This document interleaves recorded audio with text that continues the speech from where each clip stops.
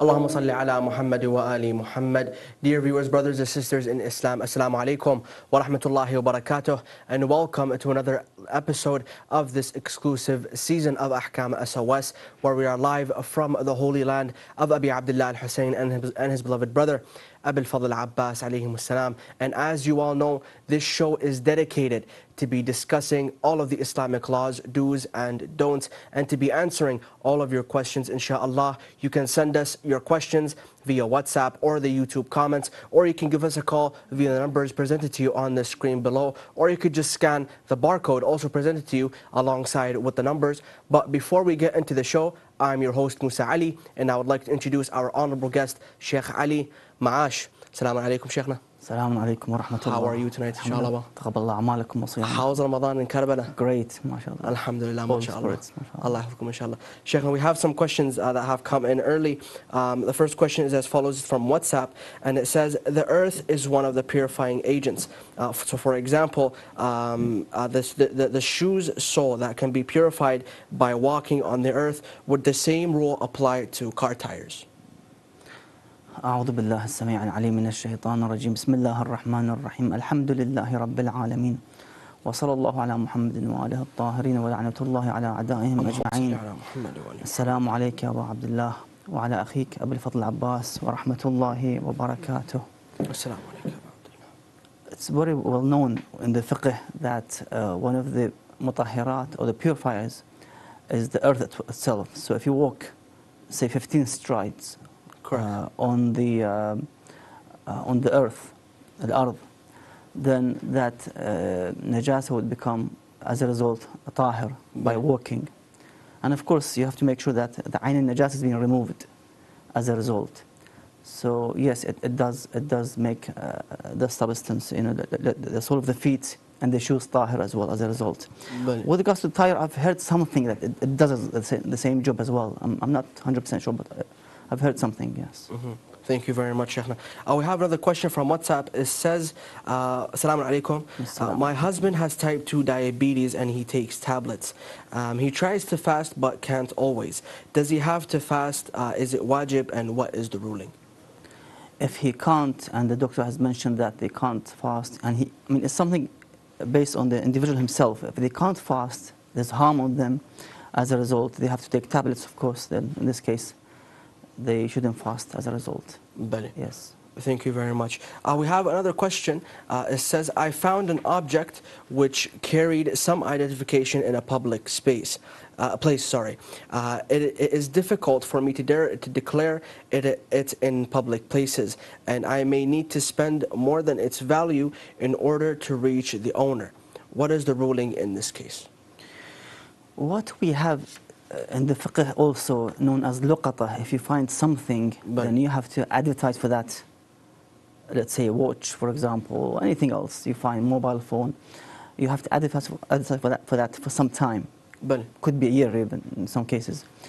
But in this case, that from the beginning, there's no way you can find the owner. It's been, let's say, Hajj season, and they all travel back home after the Hajj. For example, as an example, or other occasions, other places, ziyarah place, for example, where you know that mainly the zawar and millions are there, and you know that you're not able to find the owner. If you have, in this situation, of course, one could, and there's difficulty in terms of advertising or finding the person. There's difficulty, there's haraj shadid. In this case, one can give this, the value of this item as radd al-madhalim. Radd al-madhalim is there that you give something that has no owner, or the owner is missing. You would give radd madhalim to the Ahakam SOS, to the marja. So they would give it to the, let's say, the poor or the good causes. And the thawab would go for the actual owner. So on behalf of the owner, you would give this found item to the Ahakam SOS, and he gives it to the, let's say, to the good cause or the charity, for example, on behalf of this owner who is missing now. Or you can ask for the permission, ijazah from the Ahakam SOS to dispose it in your own way. If you got your own charity organization, for example, people who are, let's say, orphans or poor, you can give it by the permission from the Ahakam SOS. But so can someone For instance, let's say he found a watch. Can he keep this watch and pay its value to the Ahkam SOS, or does he have to give that specific item, in this case the watch, to the Ahkam SOS? Best thing to make a settlement with the Ahkam SOS with this regard, that's better. So see what they say as a result. Yeah. Okay, thank you very much. We have another question. It says, if the fasting person deliberately makes himself vomit during the day in the month of Ramadan, does this act invalidate the fast? Sometimes it happens that somebody who has been overeating in this suhoor or Maghrib time, Maghrib Shar'i, Adhan time, Iftar time, in which they would see some kind of like stomach ache in the morning, and they had to throw out the excess food they ate. Of course, this is a deliberate, intentional break of fast, but there's only wujub and obligation of qada of this day, but there's no kafara for this act. So just qada of that day. Okay, tamam. Thank you very much. We have another question. It says, what is the ruling for someone who is able to identify the time of Maghrib but breaks his fast relying on the word of a person who is not reliable, informing him that Maghrib has set in, but afterwards he learns that it was not Maghrib when he broke his fast? It could happen sometimes. Someone relies on his son or daughter who is only in the age of, let's say, 9 or 10. And to find out the timing, especially if you're in the West, not in the East, where you can hear the adhan. So you can't rely on your kids, for example, if you can't trust them on the timings. You have to make sure you're accurate in terms of the timing of the salah when you pray and the fast as well. You have to be confident that when you pray or fast, start fasting or open your fast, you are actually on the right time. You're following the timetable of your country or the city as a result. In this case, because he or she relied on, let's say, their kids, for example, to find out the timing, that you can't really trust 100%, they could do mistakes with this regard, then the obligation is to perform the qada of this day, as well as the kafara, because now you broke your fast intentionally. Oh.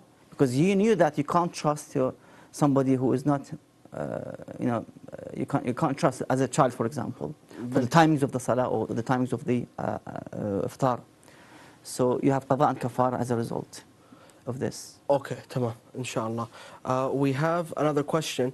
It says, do we believe, Assalamu alaikum, first. It says, do we believe that Allah subhanahu wa ta'ala is forgiving our sins when we are sick? Allah Azza wa Jal has different tools for the believing individuals before they go to the next world, to the hereafter. In other words, there are purifying tools or methods to purify this mu'min through sickness, through poverty, through the suppression by the tyrant government, or let's say some people. All types of purification are made on this individual, so that when he passes away from this world, he would pass away clean and to paradise, inshallah, as a result. If not in the ihtidar time, if not in the grave, na'udhu billah, which is of course more severe. So to have this cleansing in this world would be of course better. There's a dua at the end of the Abi Hamza Tamali's famous dua al-Sahar. It states, the Imam states, Salamullah alayh, the very end line, وَرَضِّنِي مِنَ الْعَيْشِ بِمَا قَسَمْتَ لِي. O Allah, make me to be satisfied from what I've gained as income, as a living standard, to be content, to be confident, to be satisfied. بِمَا قَسَمْتَ لِي. This is qismatullah Azza wa Jal. That whatever I have, I as a person who live in this place, in this location, to be radi and satisfied and content with what I have, and not to seek to gain, to be. It's good to gain more, but sometimes you have to stop, because you have to. If you want to gain more, you have to lose your family somehow. You have to work, I don't know, 18 hours a day. This is something over your capability and ability. So, رَضِّنِي بِالْعَيْشِ وَمَا قَسَمْتَ لِي. That I stick with what Allah Azza wa Jalla has gave me as rizq and sustenance, and I stick to this, inshallah. May Allah keep us satisfied with what we have gained, inshallah. We have another question from YouTube. It says, if Sunnis are our brothers as Muslims, but not as mu'min, why was their leader's curse on Shia voice by one of the audience members and everyone laughed at that curse? Including, okay, we'll skip. You have to forward this to the Shia voice team. Inshallah, we'll send them. Inshallah, they'll get you the answer. We have another question from YouTube. It says, is alcohol and perfumes not clean for salah, or is it fine? You see, the industrial alcohol, which is used in the soaps, shampoos, perfume, as you mentioned, these are all tahir substances. Unless you discover that the special perfume that they put intoxicating liquid, like from champagne, a'udhu billah, No. or any other types of alcohol, then of course it becomes najis and you can't really use it for salah and such purposes. So no, the current alcohol used in all these items and products is all tahir, there's no issue with it. Of course, we have one of the ulama who would consider this alcohol as najis as well. So it's one opinion, I think, for now, one or two opinions. But majority of ulama would say that alcohol in soaps, shampoos, perfumes, all tahir. No. Inshallah. Thank you very much. We have another question from WhatsApp. It says, where does the hijab need to cover until the entire chin, or can the part under the chin be showed? Not the neck, but the jaw. Like so the jawline. So like for instance, from this part. No, you have to make sure that it's all covered. The sisters are only allowed to show their face, the qurs al-wajh, as they say, the circle of the face, and the hands, nothing else. So they have to cover the wrist as well, and the hands and the face, nothing else to be shown. Okay, thank you very much. We have another question. It says, a believer fasts but does not know that intentionally getting into the state of Janaba invalidates fasting. What should he do when he finds out? According to Ayatollah Sistani. Well, if somebody is in such state, basically, it's wajib for this individual to make up this day later in terms of fast. Because the problem is intentionally getting into this state of janaba, of course.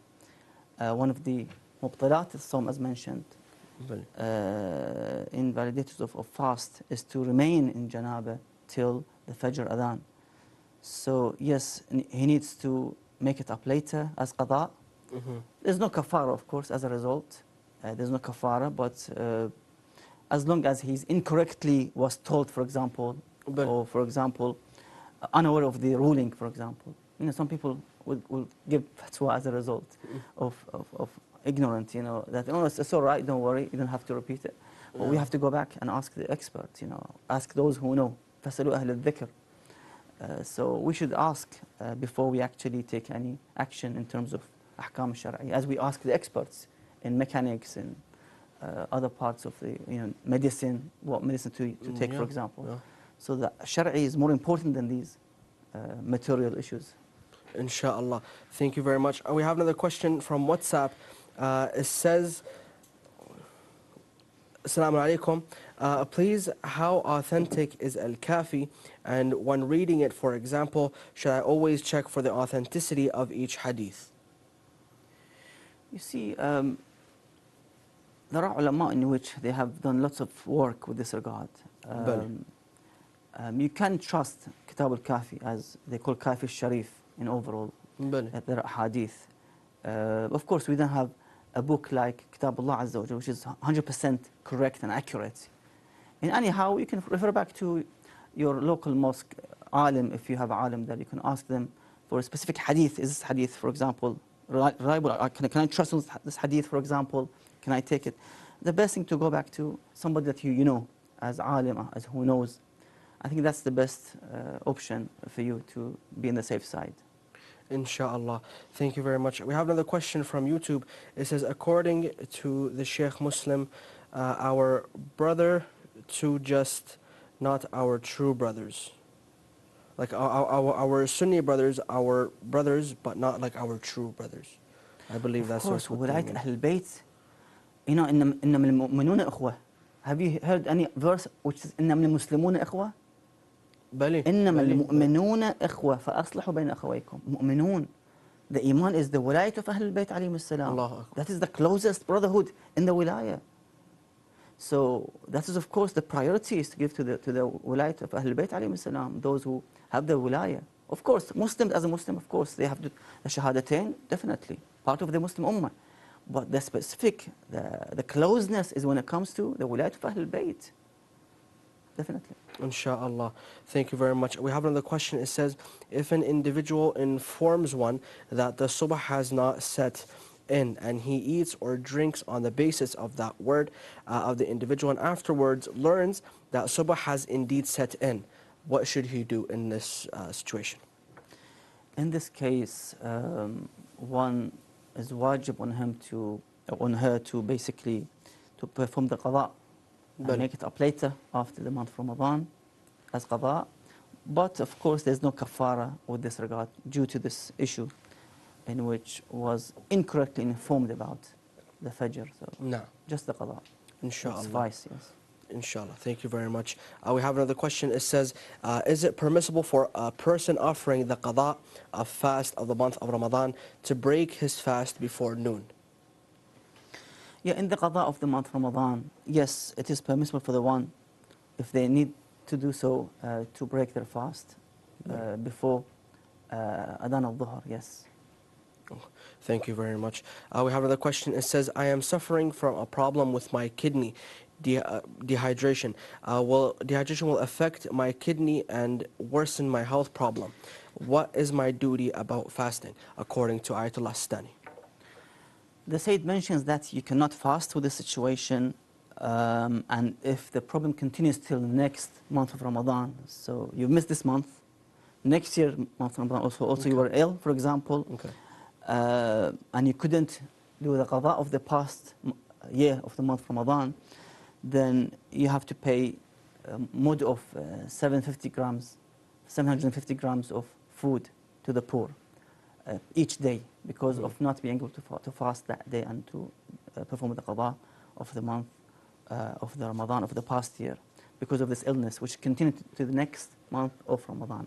Let me read, we mentioned about the Walaya of Ahlul Bayt alayhim salam. Let me read this hadith, interesting hadith by the authority of Imam Ali alayhi salam, Amir al-Mu'mineen salamullah alayhi. He says, إن الله تبارك وتعالى اطلع إلى الأرض فاختارنا. Allah Azza wa Jal chose and selected Ahlul Bayt alayhim salam on the earth because they were the first who said Bala in the Alam al-Dhar. Allah. When Allah Azza wa Jal brought all the humanity, all the creation, when He said, Alastu barabbikum? Qalu Bala. Ala Muhammad were the first to say Bala. Allahu Akbar. So they were chosen to be the best of the creation as a result. وَاخْتَارَ لَنَا شِيعًا. And of course, Allah Azza wa Jal chose for them Shia as well, for Ahlul Bayt alayhim salam, to follow them and to obey them as leaders of, by the authority of Allah Azza wa Jal. وَاخْتَارَ لَنَا شِيعًا يَنصُرُونَنا. That they would support and aid us. وَيَفْرَحُونَ لِفَرَحِنَا. And they would be happy in our happy occasions, like their birthdays, for example, Ghadir and so forth. وَيَحْزَنُونَ لِحُزْنِنَا. And they would be sad in our sad occasions, like Ashura and the martyrs of Ahlul Bayt alayhim salam. So important that for us to revive their matter. رحم الله من أحيا أمرنا. To revive their matter in their sad occasions and in their happy occasions as well. This is how you show your wila to Ahlul Bayt alayhim salam. The wilaya is not just something inside your heart and you just go away with it and you isolate from the community of the Shia and their programs. You have to participate in their majalis of Ahlul Bayt alayhim salam. You have to be there, learn and attend the majalis in their happy occasions and their sad occasions, inshallah. Inshallah. We thank Allah and praise Him for the blessing that we have following Ahlul Bayt alayhim salam. We have another question. It says, if a person belches and something comes up to his throat or his mouth, does this render his fast void? In this case, they have to throw it out from the mouth. They can't swallow it. And if they do swallow it unintentionally, then of course the fast is valid. because that was done unintentionally. Sometimes it happens, automatically goes back Bali. inside the throat, so that should be fine. Inshallah. Thank you very much. Brothers and sisters, I would like to remind you that please do send in your questions via WhatsApp or the YouTube comments. Also, you can give us a call. We'll be at your service via the numbers presented to you on the bottom of the screen. And inshallah, we'll be at your service in answering all of your questions, inshallah. So do not forget, you can use the numbers. Also, you can scan the barcode presented to you beside the numbers to give us a call, and we'll be at your service, inshallah. We have another question via YouTube. It says, can I play chess with a non-mahram? I think we brought the hadith yesterday about the chess. Bali. Tafsir of Imam alayhi salam about واجتنبوا الأوثان. I think there was a ayah in the Quran Bali. that the Imam gave the interpretation of this verse, that is chess. So there's a nas from the Ahlul Bayt alayhim salam that the chess is haram and forbidden to be played. It's not allowed at all to play chess. And this is the fatwa for the ulama. If you can go back to your alim to see his fatwa, it's all there. Inshallah. Thank you very much. We have another question from WhatsApp. It says, is a mother allowed to abort the fetus if she does not want it while the soul has not yet entered it and there is no serious danger to the mother's life? Initially, abortion is haram and forbidden in Islam. Bali. As forbidden, I think, in other religions. So it's forbidden, but exceptions are there if that would cause life-threatening situation for the mother. So the life of the mother would be in danger. In this case, she can do so. But otherwise, it's not permissible at all. Even if it's one-day fetus, you cannot abort it. This is khalqullah azza wa jal. So one should not kill the khalqullah azza wa jal as a result. Correct. We have another question. It says, does the usage of any injection, nourishing slash saline, anesthetic or medicine invalidates the fast? No, it doesn't invalidate the fast. As mentioned before, the only or the main injection in which that would invalidate the fast is the enema or the injection of the liquid from the bottom side of the body towards the stomach. That would, of course, they used to use in the old days medication and medicine in the old days, but that would be only the way in which would invalidate the fast as a result. Inshallah. We have another question. It says, why do scholars allow nutritional injection for the fasting person? This is because the evidence it doesn't really show that eating and drinking is through this way. Injection is injection. What is not allowed for the one who is sa'im and fasting is to eat and drink. But injection is not part of the evidence that to be haram or not allowed. So, as I've said, the exception of the enema I mentioned now. Otherwise, the injection doesn't consider it as muftar as a result, because the eating and drink from the mouth, that would, of course, make the sawm batil and not the injection. But inshallah, thank you very much. We have another question via WhatsApp. It says, is it permissible to keep a dog as a pet in my house?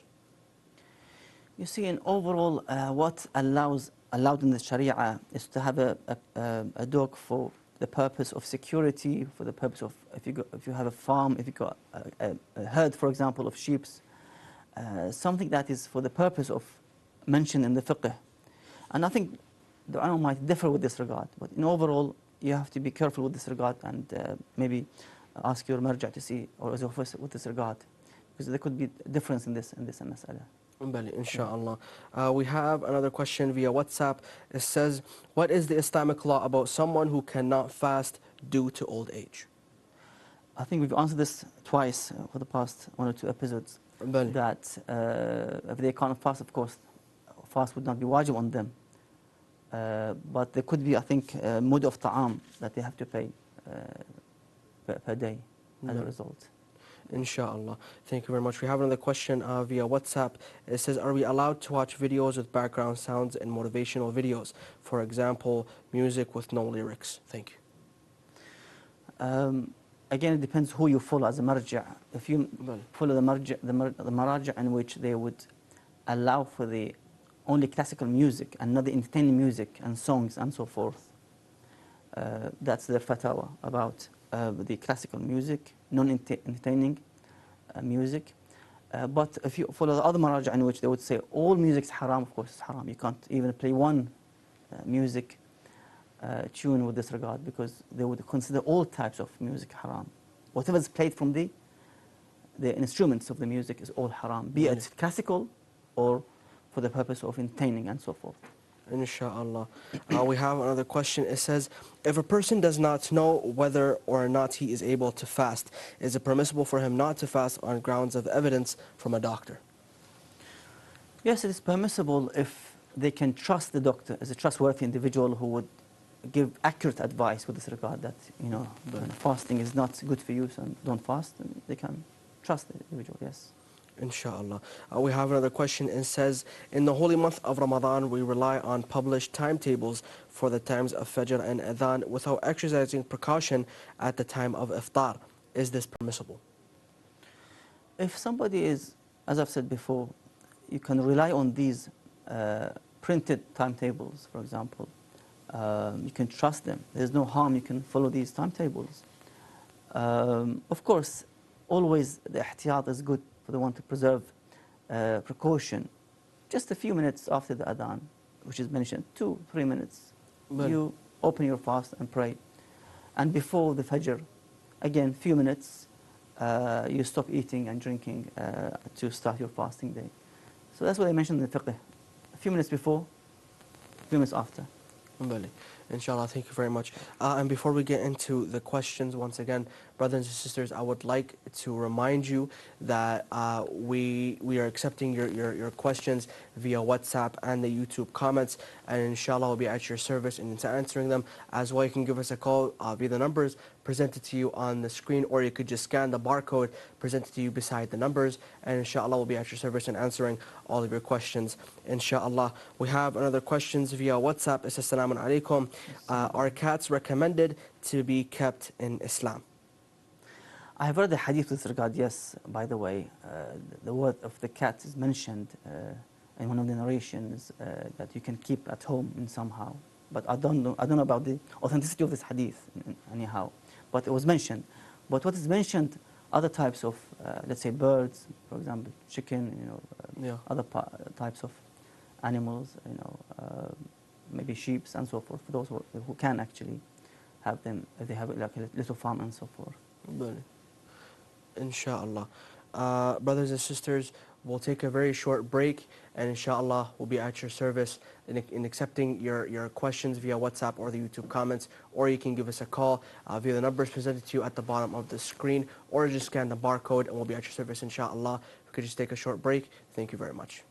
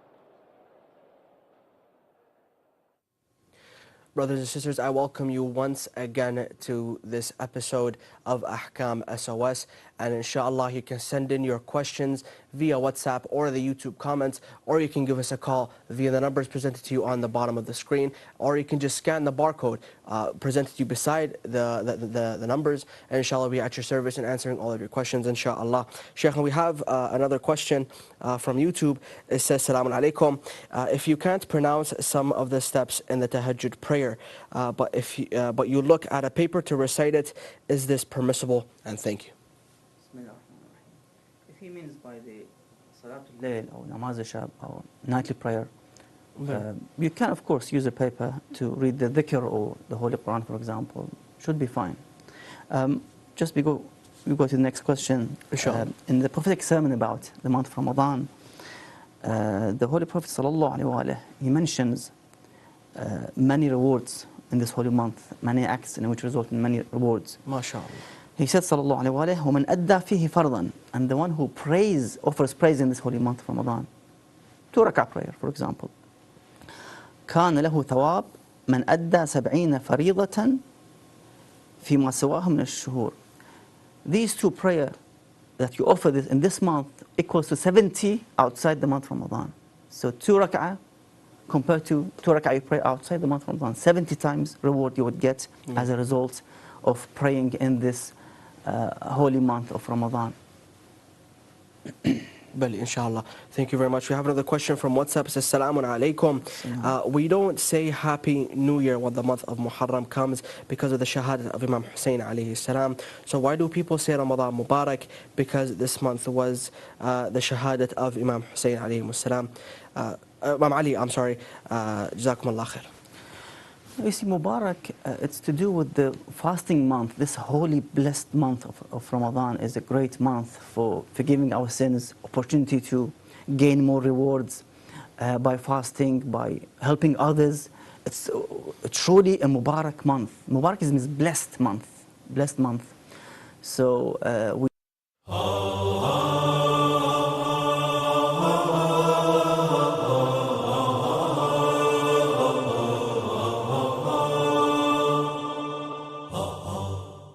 If one fasts with the intention of fasting the first day of the month of Ramadan, but later learns that it was the second or the third, is his fast valid?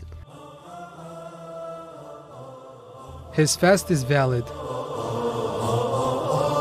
Itself has this barakah, as mentioned in the prophetic sermon I read on the first night. Bil barakah wal maghfirah wal rahmah. So it's all blessings, forgiveness and mercy that brings this holy month. MashaAllah. We have another question via YouTube. It says, what are reliable and classical Shia tafsir? And is the tafsir al-Qummi fully sahih? Because I heard that that is said by al-Khui. Anyhow, tafsir al-Qummi you can trust, yes.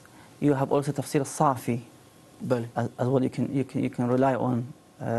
In overall tafsir that gives Ahl Bayt's tafsir or interpretation, that would be a good tafsir, and of course the main tafsir, because you get the tafsir from the infallible Imam Salamullah alayhi. So that would be a good option, of course.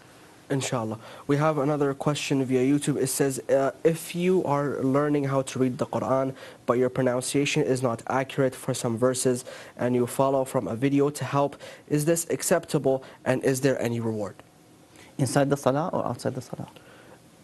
Hasn't clarified. If you could clarify that. If you want to learn the Holy Quran, of course you can use any means, any permissible means, video, audio, I don't know, internet, any kind of methods used for the one to learn the Holy Quran. That would be great, of course. But in the salah, of course, you can hold the Quran or the piece of paper that has the dhikr, for example, and read from that piece of paper. That should be fine. Inshallah, thank you very much. We have another question via YouTube. It says, what is the ruling on Ilm al-Awfaq, or Ilm al-Huruf? It is where you draw a square and fill it with numbers in order to receive specific fortunes. So I think fortune telling in general. There are experts with this field. I met with these individuals. There are people of Iman and Taqwa, and they have these, I think they call it talasim. Bali, yeah.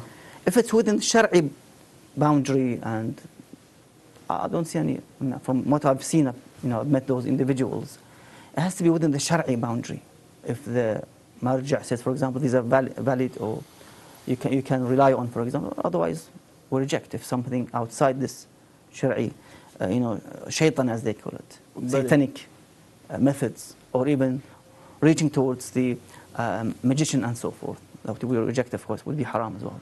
Bali, inshallah, thank you very much.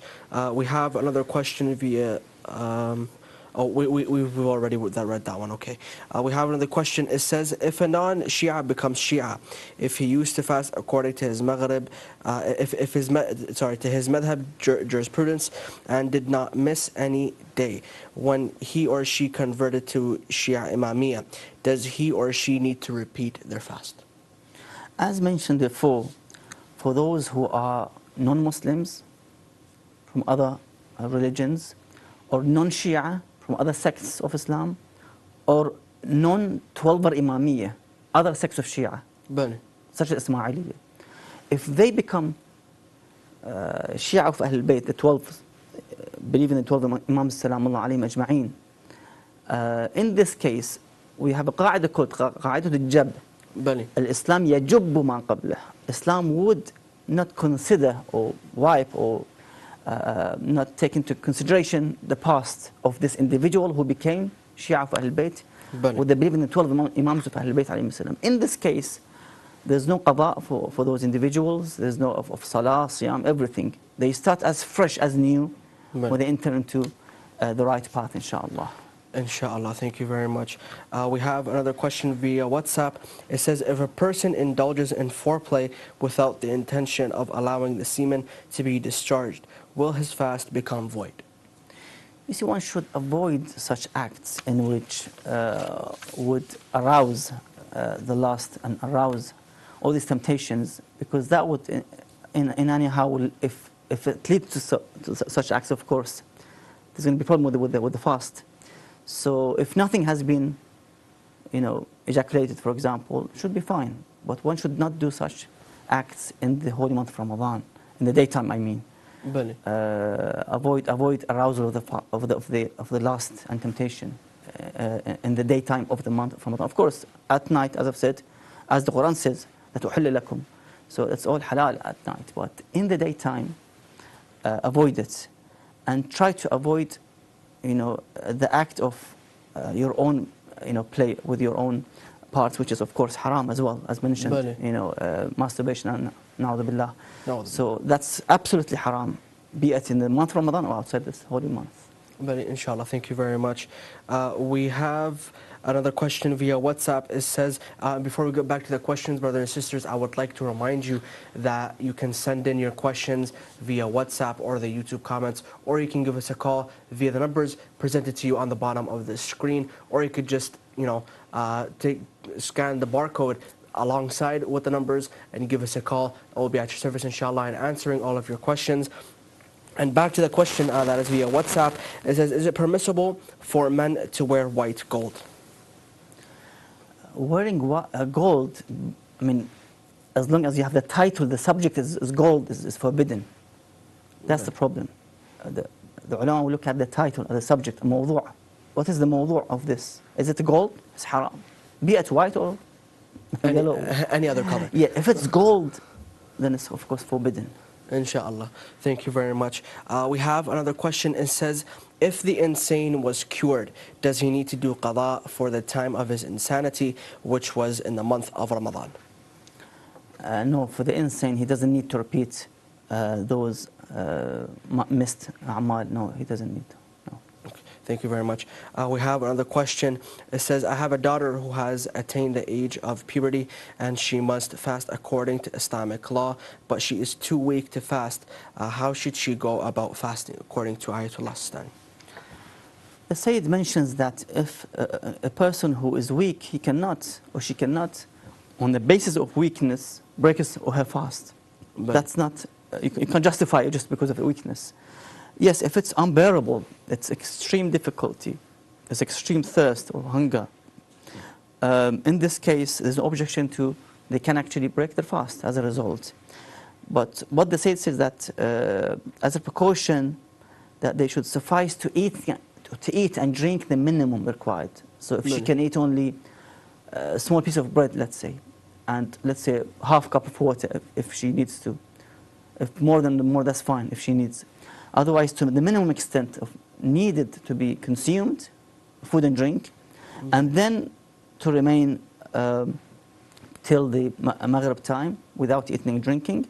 And of course, there will be, of course, qada after the holy month of Ramadan, but no kafara needed to be paid as a result. Inshallah. In regards to this question, if someone intentionally, for the brothers and sisters out there who just have that question in mind, if someone breaks his fast intentionally, kafara automatically gets on top of him. Yes. If he breaks his fast more than once, so for instance, he drank a cup of water and then he drank it again and then again, does the kafara, top on top, or just is it just one kafara? I'll have to check this question, inshallah, because there's different ahkam with regards to different muftarat. Some muftarat, that if you do them many times, you pay many times of the kafara, depending on so it depends really, if it's food, drink, or intercourse, and so forth. Okay, inshallah. Thank you very much. We have another question. It says, if a person travels by afternoon by air, and then after being airborne for a while, it is iftar time according to his hometown, does he break his fast while in the plane, even though he can see the sun, and the iftar time in the country he is going to is not until for 7 hours, for example? This individual needs to look at the horizon of the country that he is traveling to. So if he arrives at the destination and the Maghrib was cold, then of course he can open his fast and pray as well. Not to rely on back home from where he traveled or she traveled from and break the fast, let's say in the middle of the mid-air and break, because now it's the time of iftar in my country. No, you have to wait and to open your fast and to pray according to the time and the place you are in. So when you arrive at any airport, let's say, then you can open your fast when there's the Maghrib Shari Adhan was called. Okay, inshallah. Thank you very much. We have another question. It says, if prior to traveling one does not investigate whether or not it is past noontime and he travels without knowing if the zenith or high noon has actually taken place, what is the ruling in this case? In this case, this individual needs to refrain from eating and drinking, but must offer qada afterwards. So refrain from eating and drinking because of the situation, not knowing that, because you see the noon time is where you have to make sure that if you pass the noon time and you're in trouble, you're traveling, and the adhan dhuhr was called and you're still traveling, of course, the shari travel distance, of course, now you have to break your fast. You can't stay fasting. You're in safar now. Okay, thank you very much. We have another question via YouTube. It says, if one does not know how many missed prayers they have, what should they do? You have to see and go back, what's the minimum you can remember. If it's, let's say 30 days of missed fast, missed prayers. Did I miss 30 days or 40 days? So you would take the minimum, which is 30 days. That's the hukum basically. Okay, thank you very much. We have another question from YouTube. It says, Assalamu alaikum. I am Misawar, 8 years old from Canada. I have a question. Why do we have to fast? The Quran said, I think we mentioned question. Beautiful question. Jazakallah khairan. Allah.